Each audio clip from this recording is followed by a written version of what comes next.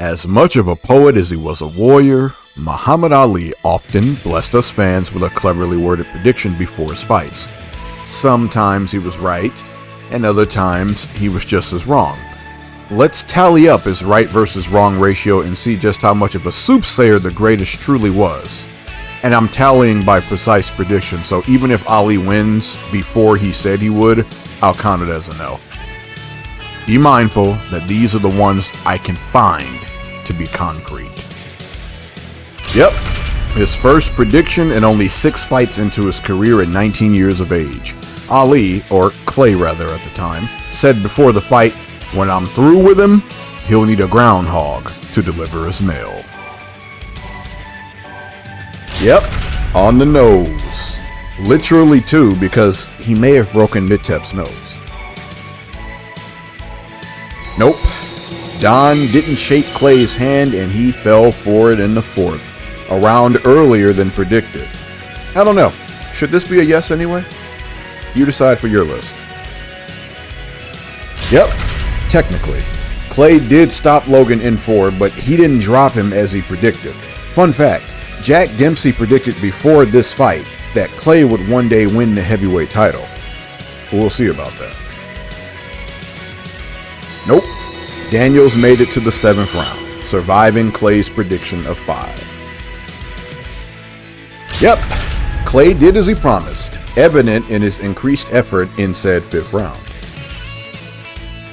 When you come to the fight, don't block the aisle of the door. You will all go home after round 4.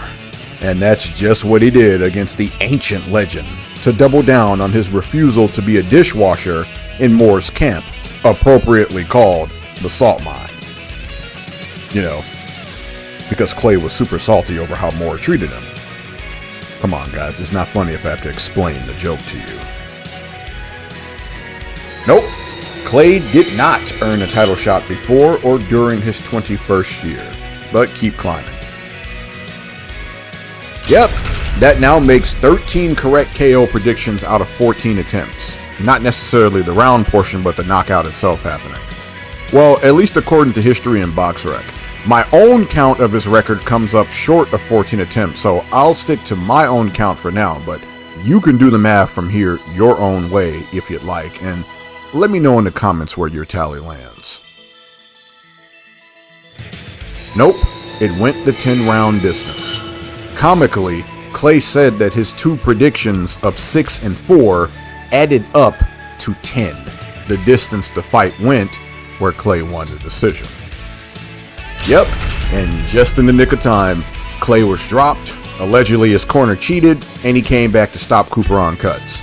If he'd failed, he said he wouldn't return to the USA for 30 days. Nope, but this may come down to Liston quitting before the 8th could begin. Round 8 to prove I'm great.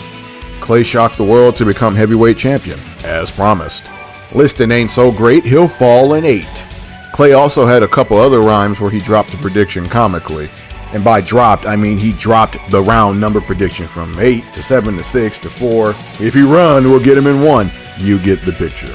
Also, Jack Dempsey's earlier prediction proved to be true. It was indeed a total eclipse of the sunny. Yes, I guess. Ali said that he had a surprise that, if revealed, would discourage fans from even coming to the fight. Sonny Liston was knocked down in the 1st by, what did he call it, the anchor punch? We call it the phantom punch. And controversy ensues today on the legitimacy of the entire event. He's too short, too slow, he don't have the reach, he can't take a punch, he don't hit hard, and he don't have the footwork. That was Ali talking about the rabbit, what he called Floyd Patterson. This will be a mismatch. I'll hit him about 6 times to every miss that he throws.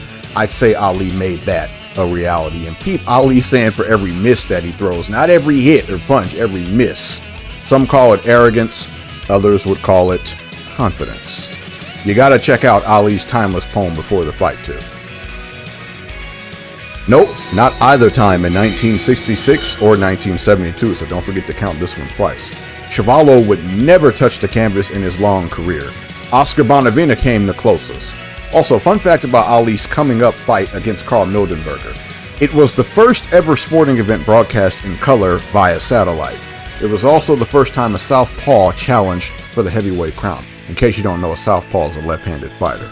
It's not on this list or anything, but I didn't say this in the 60s timeline or the Every Ali Fight documentary, so, well, there you go. I am the Boxing Encyclopedia. We can't have random loose information floating around and not be on my channel. Also, those 2 videos I mentioned, they'll be plugged so you can watch them both. Nope, there's been no report that Terrell ever gave in and called him Muhammad Ali in the center of the ring, as Ali demanded. He did, however, call him Ali in the years after the fight, all the way to the end of both of their lives. Terrell's prediction that he would knock out Ali was also way off, but Ali's poem beforehand turned out rather true.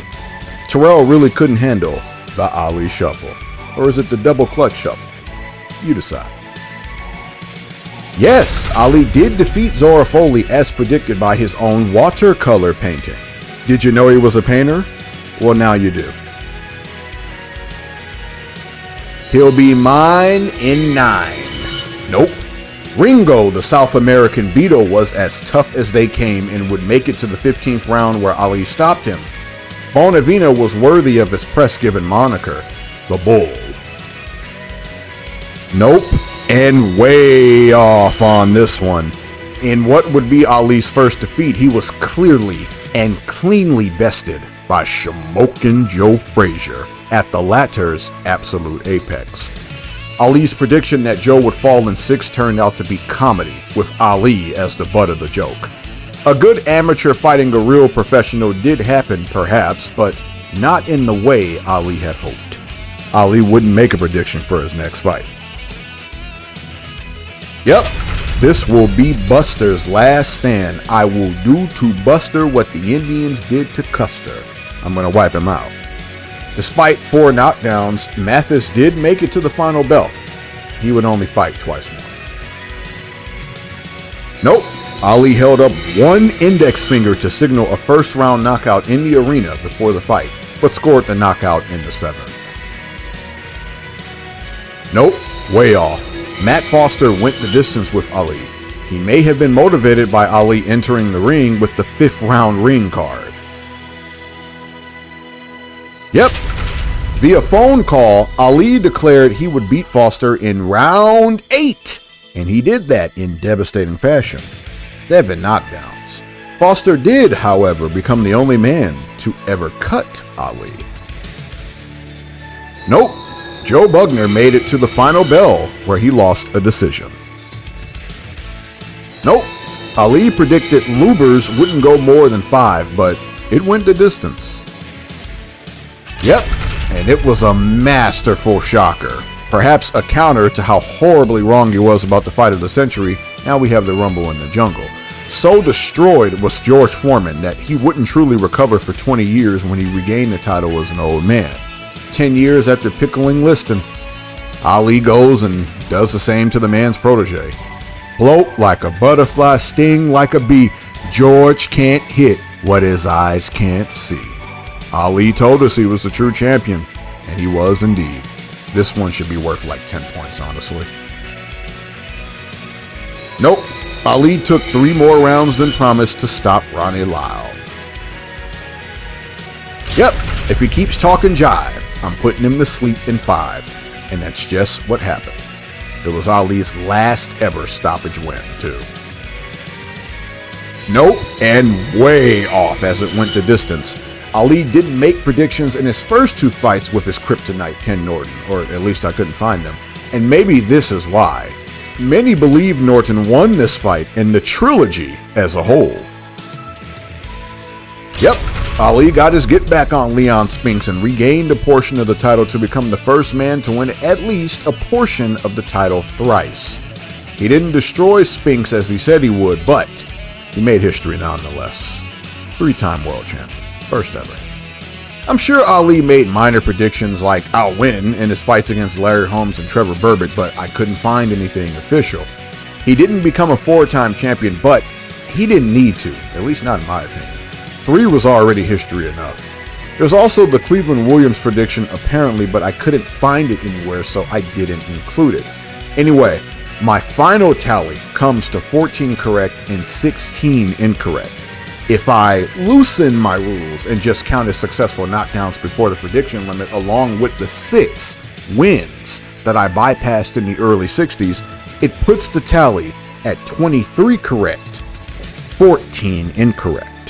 24 correct if I also include the alleged Cleveland Williams prediction. Look, either way you slice it, I'd say it's pretty bold to predict your career and be so accurate. Yet another tale in the archives for why this man is the greatest. They all fall in the round I call. Close enough, champ. This has been the Charles Jackson, author of the Boxing Encyclopedia, and I will see you in my next log. Thank you, keep punching, and stay frosty.